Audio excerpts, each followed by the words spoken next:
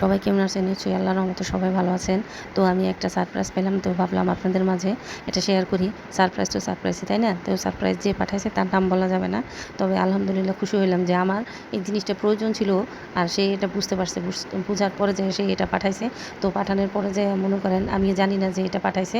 তো আমাকে অনেকবার ফোন দেওয়া হয়েছে। আমি ছেলেদের নিয়ে সকালবেলা বের হয়ে গেছি স্কুলে। তো আস্তে আমার মনে করেন 2:30-3টা বাজে। তো আমার অনেকবার ফোন দেওয়ার পরে আমার পায় নাই। না পাওয়ার পরে যে মনে করেন যে আমি বাসায় আসছি, পরে দেখি যে ফোন উইঠা উঠছে। পরে আমি করছি, ফোন দিছি, দেওয়ার পরে যে বলতেছে, আপু আপনার একটা পার্সেল আছে। তো পরে শেষে বাচ্চার বাবা বাসায় ছিল, আমি একে পাঠাইছি নিচে।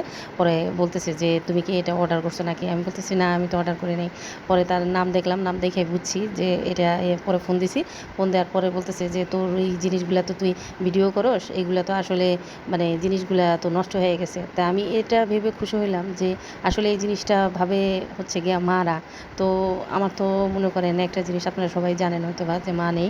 তো এই জিনিসটা যে ওই মানুষটা ভাবছে, এর জন্য আমি আলহামদুলিল্লাহ শুকরিয়া প্রদান করলাম যে না, যে আসলে আমার জন্য কেউ ভাবে, আমার জন্য কেউ একটু হলেও চিন্তা করে। তো মনে করেন কোনো কিছু আসলে এটা যে পাইছি তার জন্য খুশি তা না, তার চেয়ে বেশি খুশি হয়েছি যে সে বুঝতে পারছে যে আমার একটা জিনিস প্রয়োজন, কিন্তু আমি এটা হয়তো বা কিনতেছি না, কেন করতেছি না। তো তার তরফ থেকেই সে নিজে ইচ্ছা করে এটা দিছে। দেওয়ার পরে যে মনে করেন আমি এটা অনেক খুশি হয়েছি এই কারণে যে সে এই জিনিসটা দিছে। আলহামদুলিল্লাহ আমি অনেক খুশি।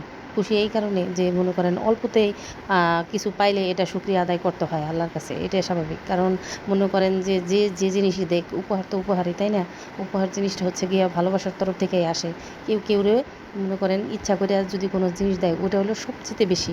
আর চাইয়া নেওয়া জিনিসটার থেকে ইচ্ছা করে কেউ যদি কোনো জিনিস দেয়, ওই জিনিসটা হলো গিয়ে সবচেয়ে বেশি মনে করেন মূল্যবান। আলহামদুলিল্লাহ আমি